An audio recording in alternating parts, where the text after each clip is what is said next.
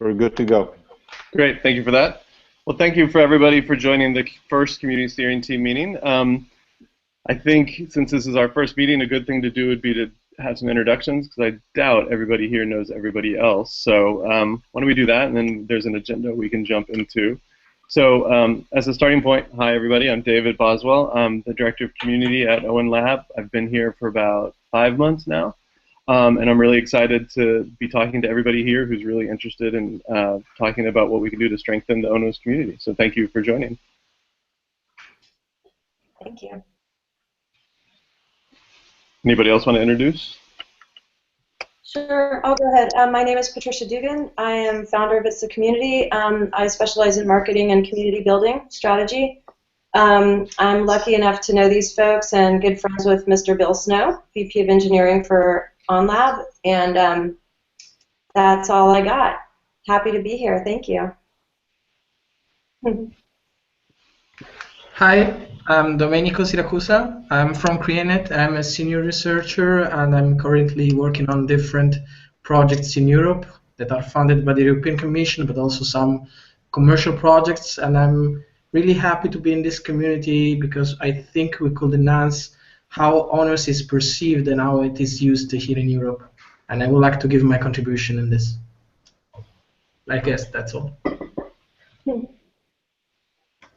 Hey, I'm Tanuj. I'm from Happiest Minds, working with Andrea here, having NetConf contributions. Yeah, that's it for me.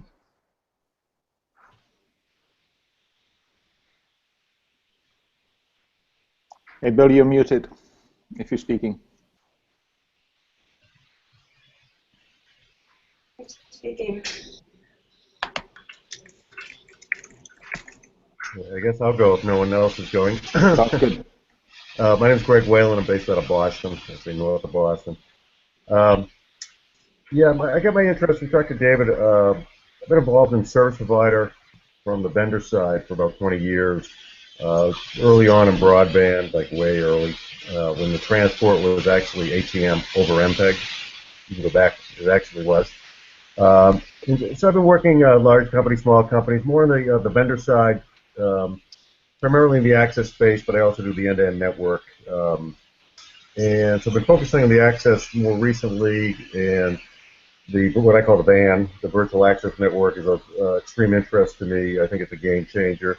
Obviously came across the ONOS folks there, and just think it's going to have a huge impact, because as everyone knows here, the access network is a bear. It's a real challenge.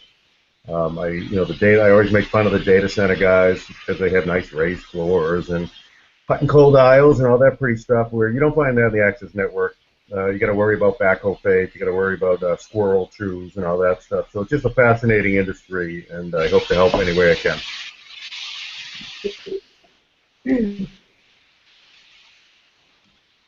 Okay, I can go next then.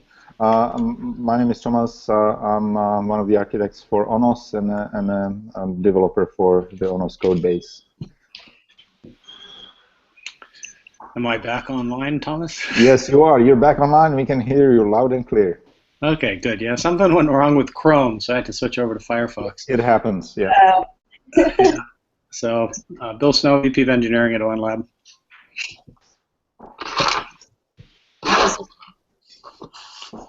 Oh, I guess I'm the only one left. I'm Andrea. Internship. I'm doing an internship at ON Lab and working with everybody there, and especially interested in growing the community when eventually going back to Italy after I finish my internship. And I was discussing with David regarding the ambassador program, for example, and that would be something that I was interested in. Great. Are there any other introductions people want to make? I think okay, we covered all of it, right? Nice, nice. Yeah. Well, thank you again for everybody. Oh, sorry, was there somebody else? No, I'm audible? Okay, I just made an introduction. Yes. I don't know whether you heard it. No, I didn't. Okay. Okay. So I'm Tanuj. I'm from Happiest Minds.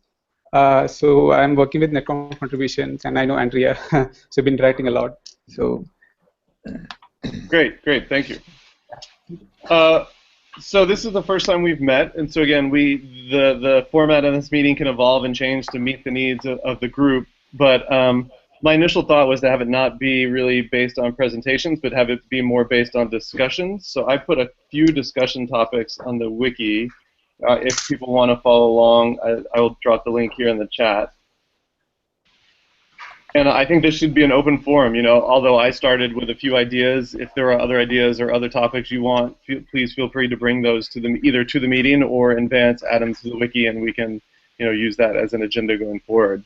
And since again this is the first time we've met, I think it's good to just have some very high level, what is this group, what is the role, what are we doing, and then in future meetings we can dive into more specific details. Like Andrea said, maybe we want to have a meeting solely devoted to an ambassador program, what that would look like, or we can dive into more specifics. But for now, I thought it would be good just to have, again, a high level discussion. So as a starting point, I wanted to have a discussion of the role of the community steering team. When I had joined a few months ago, the idea of a community steering team had already existed, but there wasn't one in place. So this is getting that started, and just to speak to what the role is, Bill, I think you probably had written this at the time. There was some wording on the governance page, and I'll read it. It said the community steering team is responsible for the care and feeding of the community.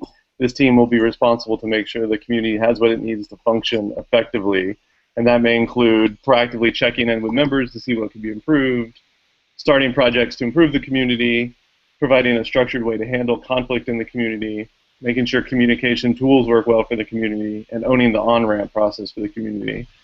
And that seems like a pretty good mandate to me, but again, I feel like we should probably have a discussion of it and not just take it for an assumed role. Bill, do you have anything to add? Again, I assume you wrote that. Yeah, I did. So I don't have anything off the top of my head that I want to add. Great.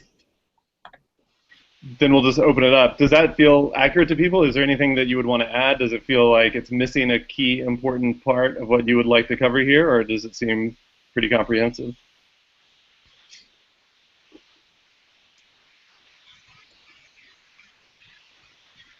I think it sounds good. And, we were talking about this. We can iterate and iterate, Totally. Yeah. And thanks for bringing up iterating. I mean, that's a good point. I mean, it's on a wiki, so if you feel like, you have some wordsmithing to do, or you do see something you'd like to add, feel free to edit that wiki and then just share it with the group, and we can, have a discussion and see if everybody agrees. So there might not be more to say. I mean, I think the mandate is pretty straightforward, but again, wanted to open it up for discussion and not just drop it on everybody. Yeah, David, I got a comment right here. Sure. I was reading the wiki, and I mean, there's a lot of functions that may include, there's 5 of them. I guess if you had to boil that up to a higher level, what is the sort of the underlying or overlying goal? Is it the promotion of OnLab and /ONOS/XOS, or is it just ONOS, or how do you envision the high-level goal? How do you see that in your mind? Well, that's a good question. I don't know. It'd be interesting to get Thomas's view, because we were just talking about code ownership yesterday. I mean, I would think in some sense this is the group of people who do, again, if we're going to boil it up in just a couple of words, I would say community ownership, right? We're the group that needs to make sure that the community has a healthy strategy and that it's being carried out effectively, and that we're monitoring to make sure that it's growing and in the direction that we want. So I would say community ownership, if I had to boil it down to just a couple words. Mm-hmm. Yeah, I agree. And it is for ONOS. It's not an OnLab thing. It's for the ONOS project. Yeah. Right. Yeah. Does that include XOS, or is that off to the side? I'm never quite clear on that.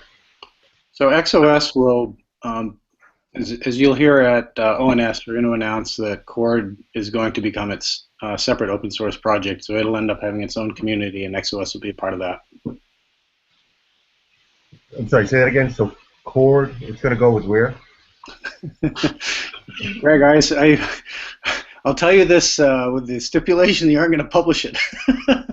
We're going to announce at ONS that Cord will become its own open source environment and a community and project. So Chord has become such a large project with so much interest. Even though it started as a use case on ONOS, it may end up eclipsing ONOS the way it's growing. So, so we're going to move to get a community going around Chord, and XOS is part of that. So you want to have two different communities? Sorry, you go on. No, please ask your question. No, the question is, so you are trying to build two different communities then?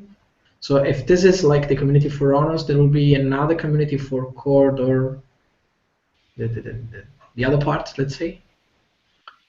Correct. Chord is really a different beast than ONOS, right? It's more of a distribution that pulls together multiple open source projects, one of which could be ONOS, and so I think that it will deserve its own project and its own community. So this community here that we're talking about is purely around ONOS. Is the Chord initiative going to be part of OnLab? Is the new Chord initiative going to be under the OnLab umbrella? So just like ONOS, Chord will probably be a partnership with the Linux Foundation. Mm-hmm. So it will be very similar. Is that live anywhere, Bill, this Chord? There is a website. I can drop the link on the chat here. It's more of a placeholder kind of site for right now. I wouldn't say that it's a community site yet, but you can at least get some information. Cool. Yeah, Chord is live and active at this moment under the ONOS project, but I'm just giving you a preview of events to come. It will have its own website. It'll have its own wiki. It'll have its own community. And, so by summer, it should be operating that way. Yeah, the link is in the channel, and I would say that there would be some connection between the two. In my mind, Chord is going to benefit from the community strategy that ONOS puts in place. So, again, just to keep using it as an example, if ONOS puts in place an ambassadors program, instead of having to start from scratch, Chord might want to just adopt that, model. So, in some sense, ONOS is forging the way, and Chord can benefit from the things we're doing here to strengthen the ONOS community. So I think there'll definitely be some coordination and overlap, and maybe people who are interested in Chord will come to these meetings because they want to get ideas for what we're doing to strengthen the ONOS community and take that back there. So I think, yes, they'll be separate, but I think there'll be a lot of kind of cross-fertilization between the two as well. Any other comments, questions about Chord?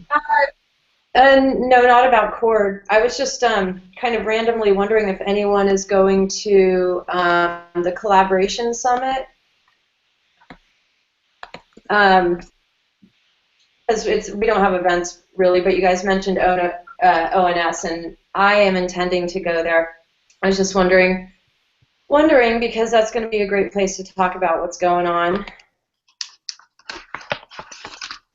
I have to admit, I don't know what the Collaboration Summit is. It's a really huge talking point, but I put the link in the chat, and just so you guys know that it's happening. And yeah, it should be good.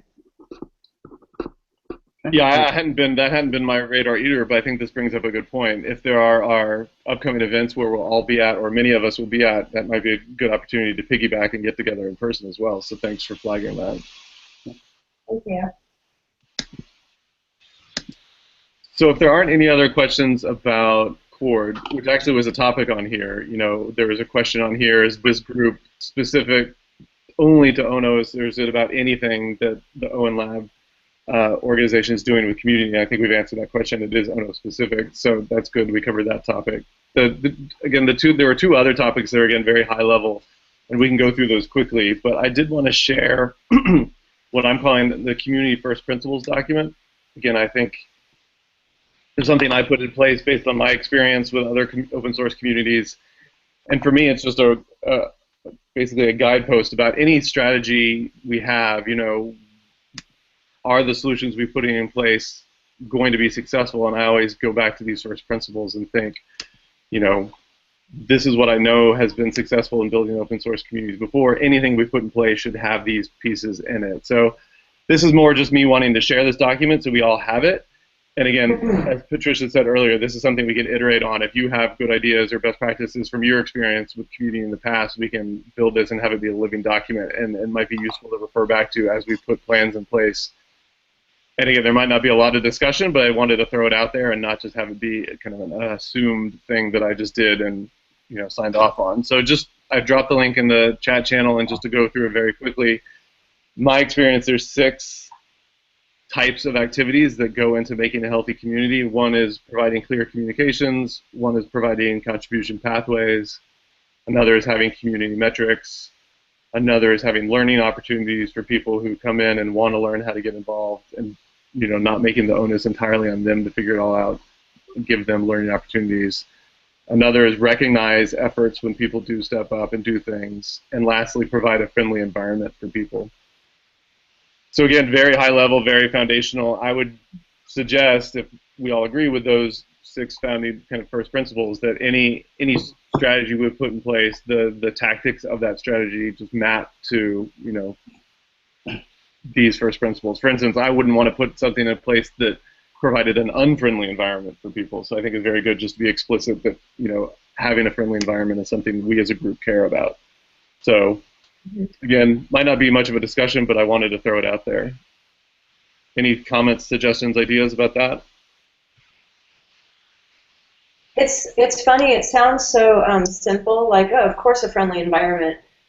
I think the truth is that unless everyone stands for it, it's so easy to have one bad flame, and it affects so profoundly the culture. Yeah. So, love that. Agreed, and this is based on real-world experience. I mean, Mozilla lost a summer basically on this brouhaha because they didn't have a code of conduct, and so literally there was a community fighting with itself for months, literally 3 months, and the outcome was that code of conduct. And if they had that in the first place, I think a lot of churn and turmoil could have been avoided. So again, that's why I was suggesting just having it out there and explicit up front. Any other comments, questions about those? Do those ideas make sense? Is there anything missing? It sounds really good to me. Yeah, I don't see any problems with those or anything really glaringly missing. Great. Okay, well, cool. Then one other, bear with me again, this is the first meeting, just wanted to get some foundations out there. The last thing I wanted to throw out was a document I had written at the beginning of the year. I'll drop the link here, it's also on the wiki page, but it's just about what the vision of the community for ONOS would look like this year, and I think this will be a nice stepping off point to get some more details. Here, I just dropped the link. People may have read this before or not. It's not a very long blog post. You can go through it quickly. But this lays out a couple things. One, what is the goal of the community for 2016? And then what are the specific tactics we could do to reach that goal? And so I think the goal for the community as laid out in here is to have everybody in the community work in a coordinated effort towards the mission set. And we can do that with three different places where we're sorry, getting a little bit of echo. I don't know if somebody can mute if they're not talking, please. So in order to get that coordinated effort for the community, I think we need 3 different focus areas. One, support our partners and collaborators, empower them, find out what needs they have, and then to the best of our abilities address those needs. 2, build up our internal capacity to work with the community. I've seen that just because you have a large community doesn't mean that you can operate effectively with them. There are processes you have to put in place and able to leverage a community of people that are out there so you don't get overwhelmed. And then lastly, as a community grows, I think you need more and more infrastructure. When a community is a certain size, you can keep track of things in your head, you can keep track of things with spreadsheets, but I think as you grow, that gets harder and harder. So there might be some tools or other pieces of infrastructure we might want to put in place. Like, for example, one thing that I've seen very useful in the past is a community directory. So basically, you know, that's one of those things, when the community is small enough, you kind of know who everybody is, but when it's gotten to be a certain size, it's useful to have a place where you can go and look up somebody's name that you see on a mailing list, for example, and say, oh, this is that person, this is what they're interested in, this is, you know, what they're doing, where they are. So again, very high level, very foundational, but just to throw that out, does that goal seem right for the community? And if that does sound right, we can talk about what maybe some of the tactics are in each of those three focus areas, and that we can dive into more of the specifics, which I think will be the meat of this group going forward. Like, what are the projects we want to do? How are they doing? Are they being effective?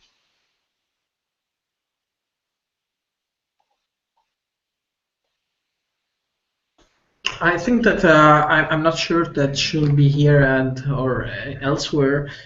We should try to think to some KPIs for, you know, reaching results in terms of, okay, let's fix some KPIs saying that we want to increase the community number of developers and try to put down some numbers. Okay, maybe we don't reach them, but that's still an attempt to give us a goal or something like that. Very good. No, I absolutely agree with you. I think that's one of those areas that maybe this group can drive forward, because there are some statistics that Luca has put together for the community, but I don't think they provide much of a level of detail that maybe we'd want. So has everybody here seen the stats? Do you mean just that graph with the number of page views? Yeah, I'll drop it. In case other people haven't seen it here, I'll drop it in the channel. I'd like to see it. Thanks. So there are some stats, but I don't think it necessarily provides us exactly what we're looking for. So for example, one stat that I found very useful in measuring the health of a community is retention. You know, if people are getting value out of their contributions, they'll stay involved. If they're not, if there's not a friendly environment, or they're getting frustrated, you know, or they don't feel like there's value, they'll leave. So I think it's been very helpful in the past for me to measure community retention. And I don't, as far as I know, you know, we don't have the ability right now to do that. And so that could be something that we as a group take on. You know, is there a way to measure that? So here, I'm dropping the link to the stats that we do have right now. Thanks. Sorry, Firefox is very slow on my end right now. I'll drop that in just a second. But I think, yes, KPIs definitely for sure is something we want to do as a group. Yeah, David, sorry. From my experience with groups like this, where, you know, having come from the vendor side, where if you get the service providers involved in an active way, you will get the vendors. Right? I've seen it many, many times. The vendors will follow the service providers like lemmings. So you need to get, you know, if you can get SPs involved in the community, SPs, if you don't know the lingo, service providers, right, telcos, whoever, it's an ambiguous term, but if you can get them involved, including in this group, the rest will follow.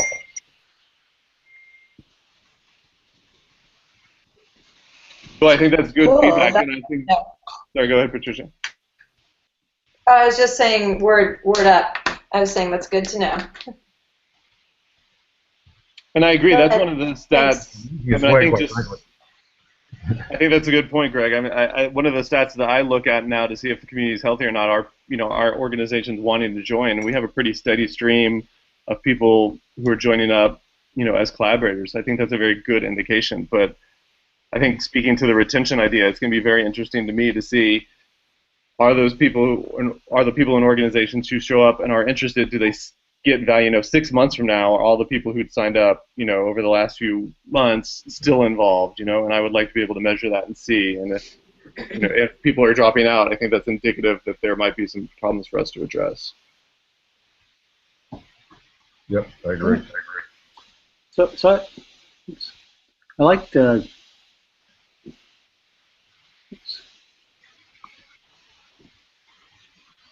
Bill? Yep, sorry. I'm having more problems with Chrome. I like Greg's comment, and I think maybe that would be one of the first little projects we ought to take out of here, is see how we can get some some service providers to be involved in this group. Agreed.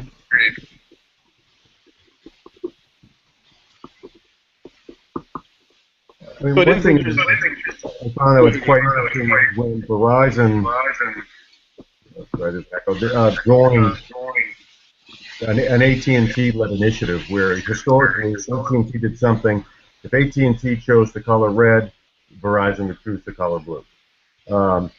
Where a lot of it is because they don't actually compete in the last mile, in the cord environment. So that's probably something. But I think that was a huge tell to the industry, the fact that Verizon, and when I talk to people about it, I go, that to me is enough to prove to me that ONOS is worth learning. The fact that Verizon joined an AT&T-led initiative. I can't think of an example in the past, prior to 96 Telecom Act, that's happened.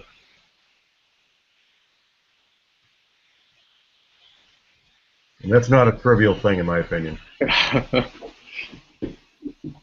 No, I agree. There seems to be a lot of interest in joining, and I wonder though. As far as this meeting goes, I just announced it to the community and asked people to show up. So it's kind of a self-selected group, but I think we could be more active in reaching out to certain parts of the community that aren't represented right here. So I'll take that as an action item for the next meeting we have to specifically reach out and invite people at the service providers at the contact information we have.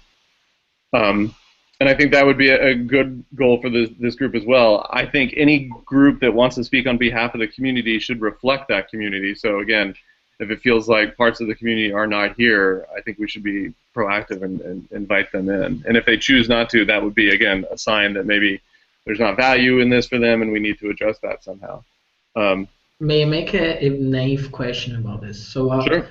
We know we all agree that if you have a telco on board, of course vendors will be interested. So you know how to attract vendors, but how to attract telco? Maybe that's the question. I have a problem at the moment. That's what is interesting for them that we can provide. Because if I invite guys, just make an example. If I met someone from from a telco here in Europe, they will say, "Look, I'm too busy and I don't have time to spend 1 hour like this and just talking." And what is the trick we can use to attract them? The trick is, and I've done this in the past, is you want them to be there in name, right? I was one of the founders of the Broadband Forum, and we wanted service providers on the board of directors for all the obvious reasons. Where at the time, this is back in like 1995, not to date myself, DSL was going nowhere fast, right? So you reach out to some names in the service providers, and you have them participate, and it can be sort of under the table, just let us use your name. I don't mean to sound, but I mean really, it's just. We want your name there. You can join the calls. We'll do all the work for you. We really just want you to hold the service provider flag, AT&T, Verizon, China, whoever. Just be there. Just to show your name on the member list, believe it or not, will go a long way to getting vendors to participate. And then it's up to us, really you, David, as the leader, to get these people to actually do work, which is sort of, you got to do it in bite-sized chunks. You got to realize that everyone has a day job, that this is volunteer. But if you structure it in get the SPs, even if it's a name only. And I'm not trying to be sneaky. It's just that's how it works. Like I said, if you get a bunch of service provider names on any committee, you will get their vendors lined up.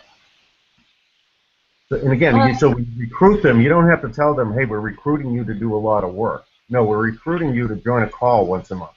Right. Yeah, Greg, don't you think it's actually a mutually beneficial relationship once they dig in? Like you say, I mean, it seems like such a small thing to be on a call like this, but in the long run, the effects really go for years, in my opinion, and they're very hard to tell, as anyone in DevRel knows. But they actually benefit as well. It is, if they're forward-looking and take the approach where, I want to participate in this community because it's going to benefit A, my company, and B, me. That's the person. what's in it for that person? And I think whether it's education, career growth, but you really have to motivate people with that sort of the hierarchy of needs where there's something in it for them to commit to the time. Absolutely, totally.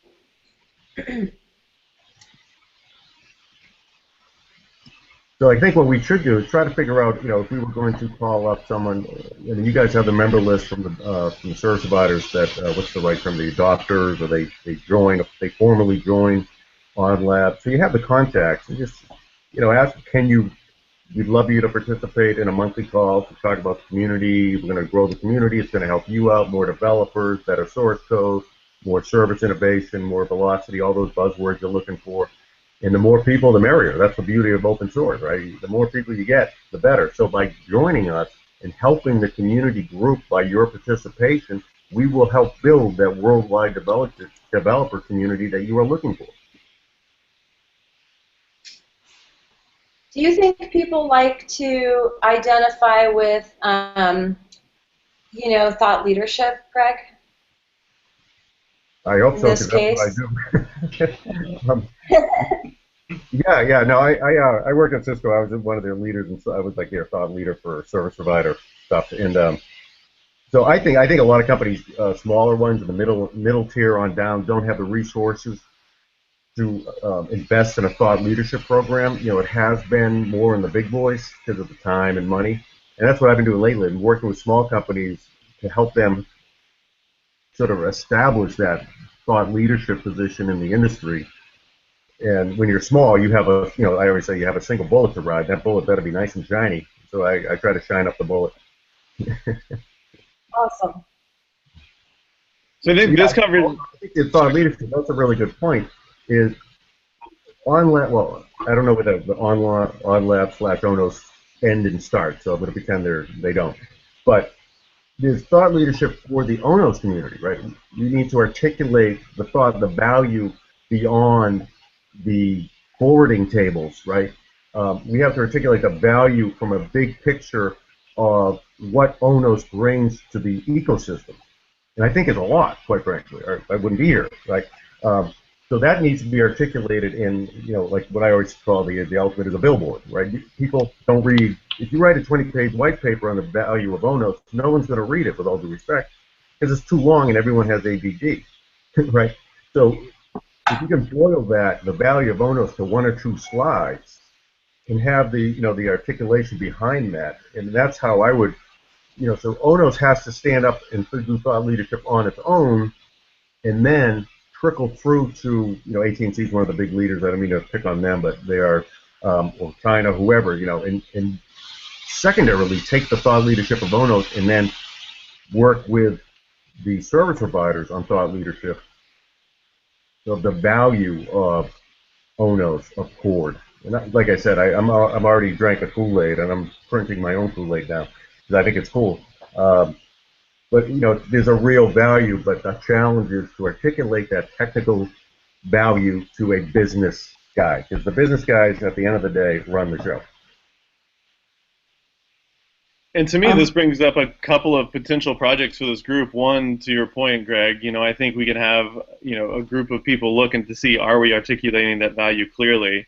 One example of that, when I joined back in October, I didn't think the website had, it felt like the website was speaking to people who already, like you said, had drunk the Kool-Aid. It didn't seem to me that if you come in without knowing necessarily what it is, that you would get it. So, I tried to take a pass at trying to be more clear about, hey, this is the value of ONOS and why you'd be interested. But there's probably more we could do there. So if somebody wanted to look and see, are we articulating the value clearly enough? And if not, how do we do that better? That could be a good project for the group. I think something else, and just in terms of what you're talking about being more active and going out and speaking to service providers and other members of our community, another thing I think this group can do, and Patricia and I have talked about it some, is exactly that, just be very active and go out, and perhaps that looks like doing a survey and being very explicit about asking everybody in the community certain sets of questions. So maybe something this group could do is, what questions would we ask, of the members of the community? And so we could,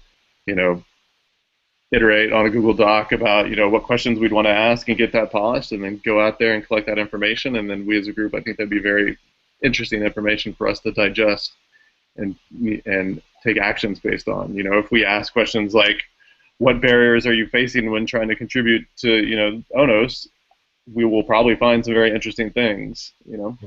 Yeah, one thing I think I'm getting clearer on, I think Bill we spoke with and David we spoke, is the interrelationship between XOS and ONOS. And from my understanding, please correct me immediately if I'm wrong, but you know, so you have the switch fabric, the leaf spine stuff, and ONOS sort of manages all that stuff. But what my understanding of XOS, which XOS sort of manages the end-to-end service delivery, if that's correct. And so they are interrelated, but so from a business point of view, from attracting service providers, from having business value, et cetera, I think if you cut ONOS, sorry, too many acronyms. If you cut XOX out of the picture, you know, only focus on ONOS, only focus on the switch fabric management and the, you know, the that kind of stuff, I think you're going to miss more of the business drivers. And that's my, you know, technical to a point and dangerous beyond that.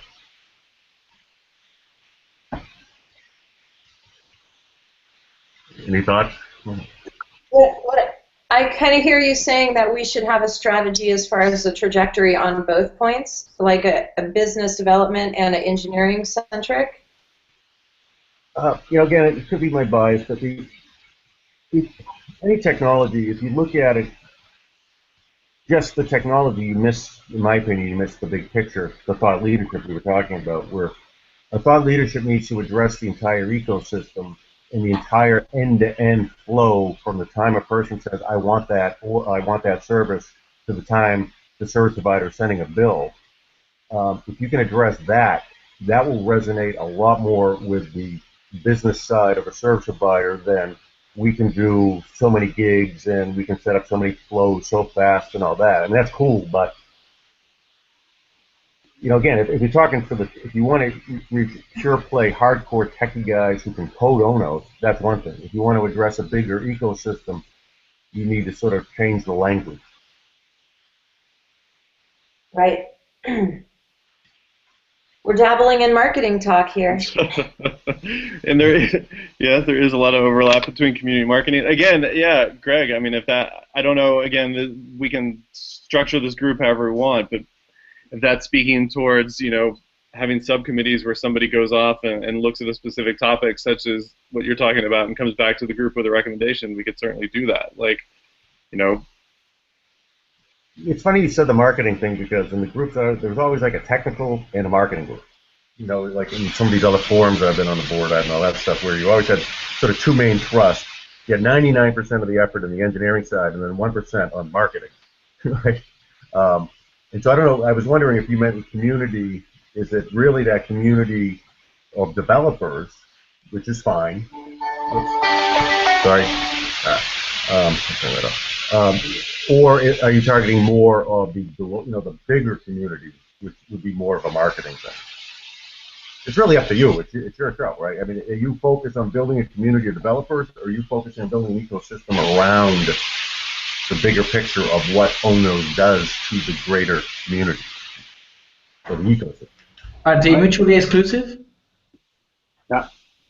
No, I do think it's a larger picture. One would be a subset of the other. You could stop and say, our goal is to build a community of software developers, and that's it. And that's fine. That's great. Or you could do that, and you could go beyond that and say, okay, I'm going to have that community of developers, but to help, you know, it sort of like feeds on itself, like yin and yang, right? You're going to market the business value, you're going to do all this other cool stuff as you build the developers, right? So you're going to feed both. But you can stop at developers. I don't think you can only do the other one, but you can certainly stop at developers, if that's your goal. Well, I have some thoughts, but it sounds like other people were wanting to add their thoughts too, so please go ahead. Bill and Domenico. Yeah, go ahead, Domenico.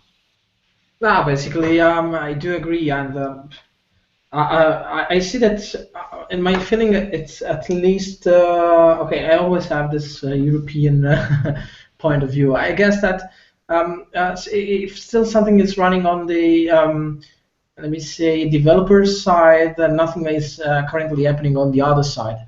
So I see there is already, let me say, decent developer community behind ONOS. What is lacking is the other side, at least on this side of the ocean.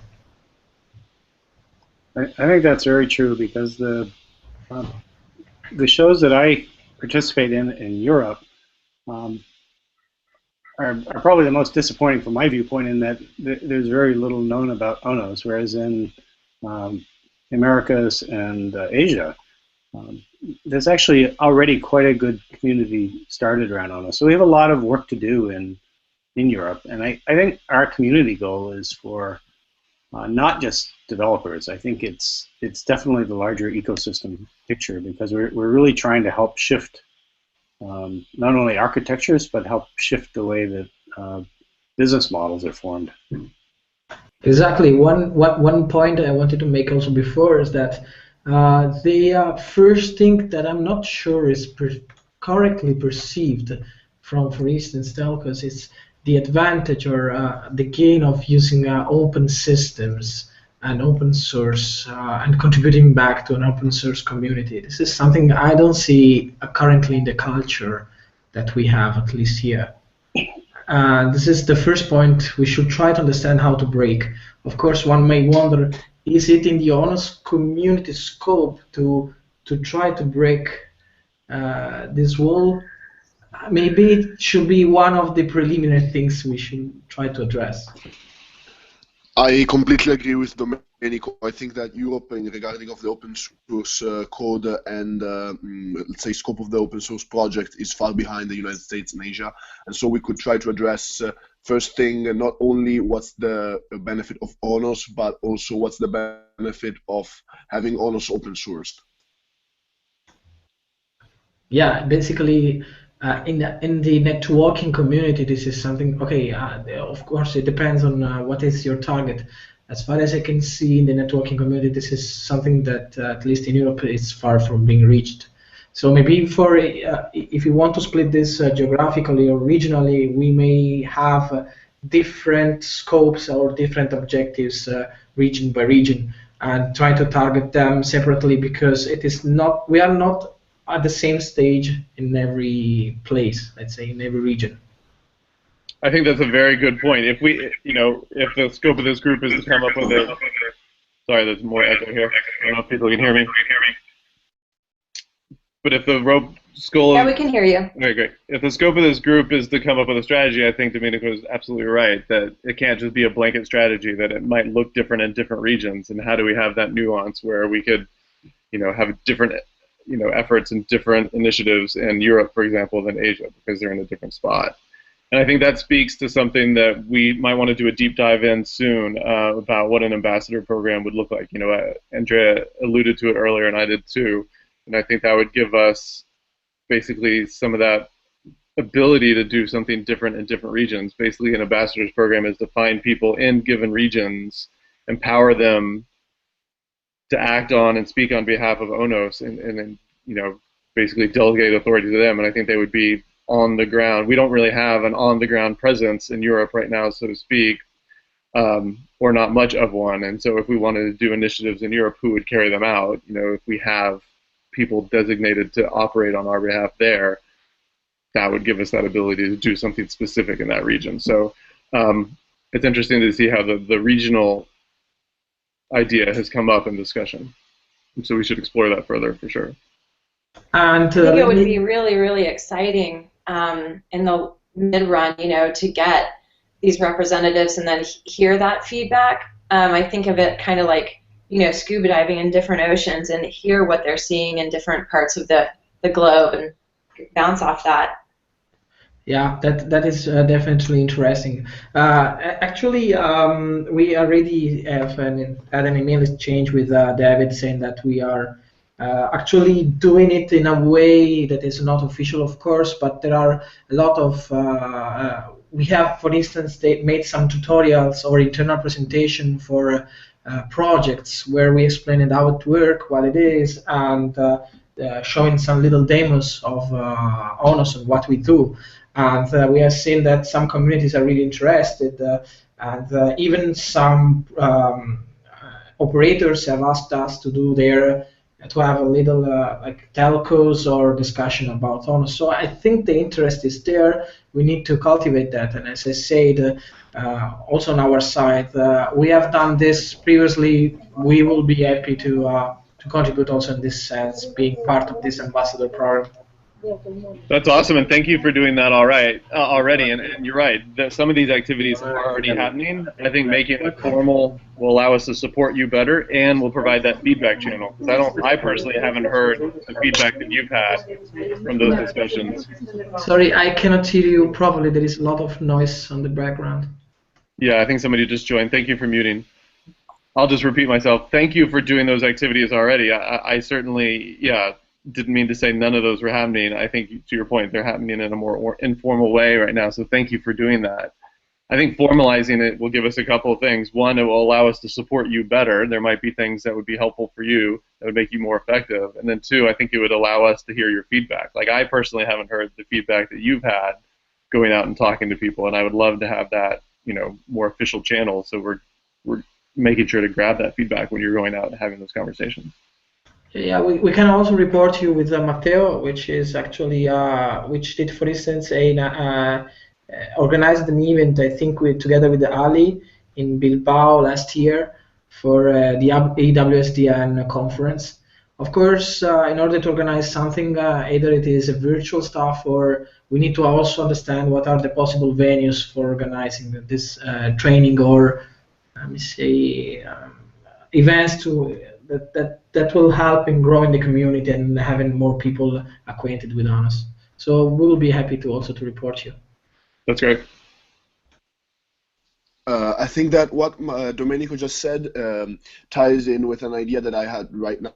A scope of this group should also be discovering what is already happening out there that we don't know of. Because apparently there's a lot of this stuff that we don't know of, and we could benefit from.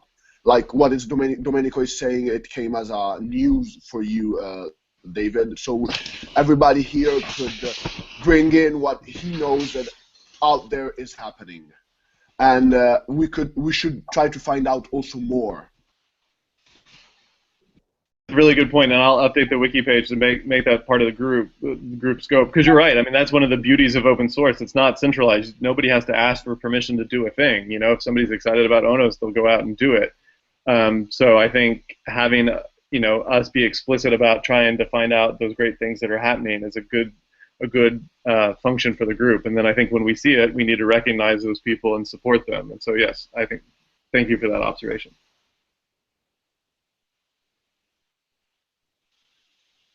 Since Alfonso joined, I'm just curious if he could give a brief introduction.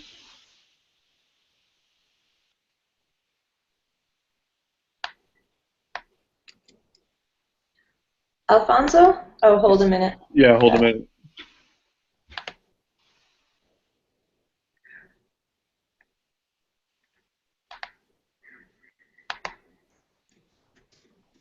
Or did we mute him? It looked like he has to put the baby down. Well, I muted him, but I cannot unmute him. Hello. Okay. Hello. Hey, Alfonso. Hi, how are you doing? My name is Alfonso Carrillo. I work for Telefónica of Spain. And I don't know if you can hear me well. Can you hear me well? Yes, there's some background noise, but we can hear you.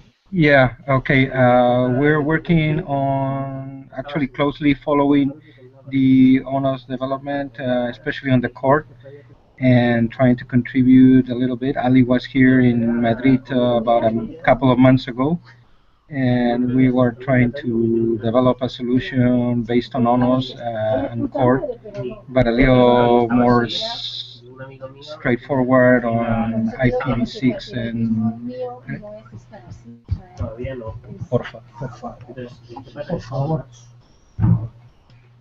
so we're trying to develop this application, this solution, as I said, based on core and with OpenNebula as the cloud manager.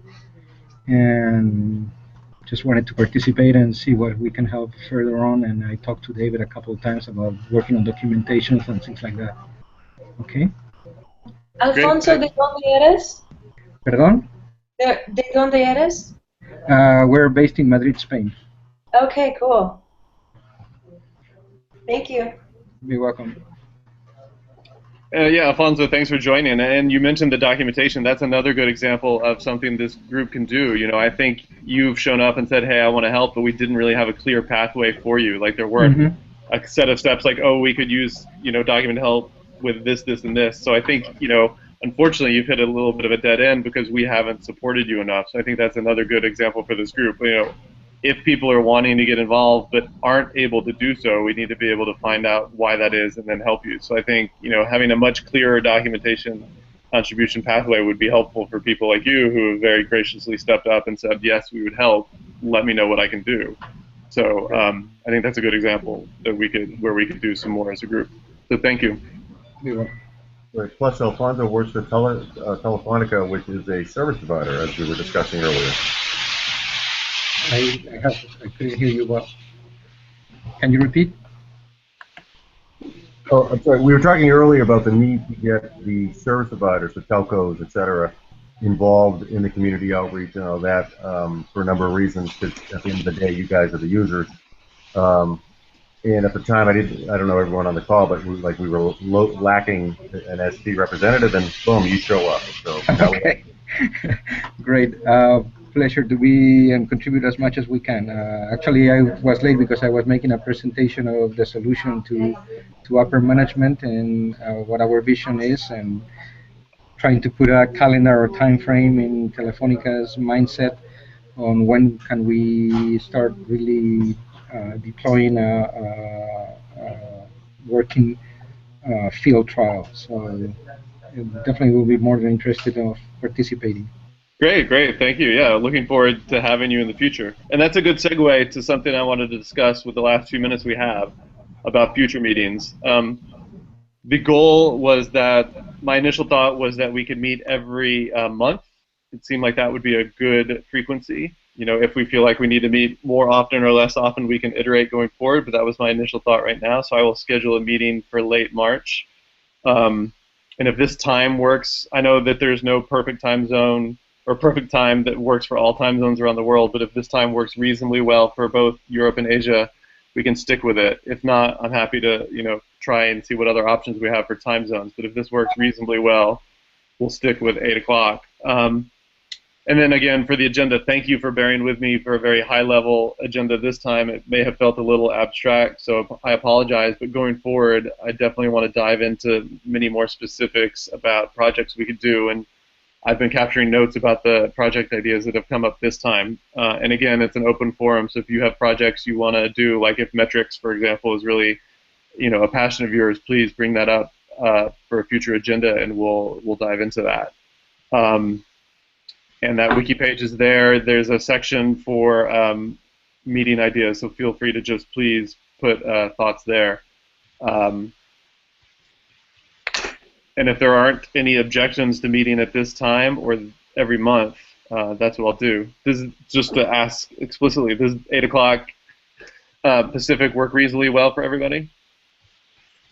Here in Europe works perfectly, so thanks. Yeah, David, it obviously works fine in Boston, but my sure. Yeah, well, this is a self-selecting group. I guess for the people it didn't work for, they didn't show up. I guess there's nobody from Asia on the call, is there? Yeah, I'm from India actually. Oh, great. Oh, good. Yeah. Great. I didn't realize. A little bit of a selective bias going on. Yeah, totally. For everybody who could show up, were you able to show up? It's a survivalist bias. Totally. Yeah, my only comment, David, is having it. You know, it depends on the timing and the cadence, but you know, this industry, in my opinion, moves very fast, and so if you want to make momentum, you know, sort of quick, if you have it every month, that's going to be slow to build up some momentum. Is my only concern, and I know everyone has day jobs and all that, so it's. But I just want to throw that out because it really is hard. And I've worked with one. We had meetings every 2 weeks. And I said, we're getting behind. We can't keep up with the work every 2 weeks. So again, this is my first foray into open source, so I don't know the protocol, but it just seems like anything every month is going to be hard to build some big mo. I hear that. I guess my bias is that, again, because of the difficulty of time zones, I would prefer to have more of our conversations happen virtually. And so that's a good segue. Thank you. I will drop there is a mailing list that we could use as a group. Again, because any meeting time we pick might not work for some people, and I don't want to exclude them. So if we are able to move conversations to that list, that would allow for people to participate at a time that works for them. So I just dropped, again, it's linked to on the Community Steering Team wiki, and I just dropped it in the chat here. There's a Google group that's the ONOS community team. That's a mailing list that has been around for a while but hasn't been active. If we as a group want to sign up to that and then have that be a place for discussions, maybe that would be kind of what you're saying, Greg, allow us to move forward in between these monthly meetings. And again, we can meet more often if we want, but I think there's also no reason to have the conversations be exclusive to these meetings as well. We can talk every day if we wanted, if there was, demand for moving things forward at that speed. Right. Yep. Makes sense. Does that make sense? Do we all want to take an action to sign up for that list, and then we'll start using it? I'm in. Great. Awesome. Yeah, that looks okay. I'm not sure it. Okay, we can say that if it doesn't work, maybe people it's not really looking at data every day or often. Maybe we can at a certain point decide to increase the number of telcos, like from 1 to 2 per month, or keep it as it is. Absolutely. Yeah. I mean, I think exactly. We can iterate everything as needed for sure. We can try it, see if it's working or not, and then address going forward. So. David, do you mind? I know we got to go, but do you mind if we take a quick, just a kind of primary sentiment on twice a month, how people feel? Because I hear we've mentioned a couple of really awesome initiatives, and to make those actually come true, 2 a month might make sense, but I want to see how does everyone feel about that right now. I know Italy's in. It's okay. I'm in, Greg. Yeah, I think You're it makes sense initially. We can always back off a month if the meetings end in 15 minutes and everyone's like, well, see ya, then we know it's soup. I'd rather err on the side of frequently because you can always push it back. Okay, that's fine. I again, in the spirit of iterating, why don't we do it in 2 weeks, and then if we feel like that's too often, we can dial it back. Perfect. Yay. Cool. Well, thanks, everyone. I want to respect everybody's time, and we're 2 minutes over, so thank you for joining. I will share this link around for anybody who wasn't able to join, and we'll meet again in a couple weeks and can talk on the list in the meantime. Right. Thanks, everyone. Thanks, everyone. Thanks. Bye, guys. Bye-bye. Bye. Thanks, everybody.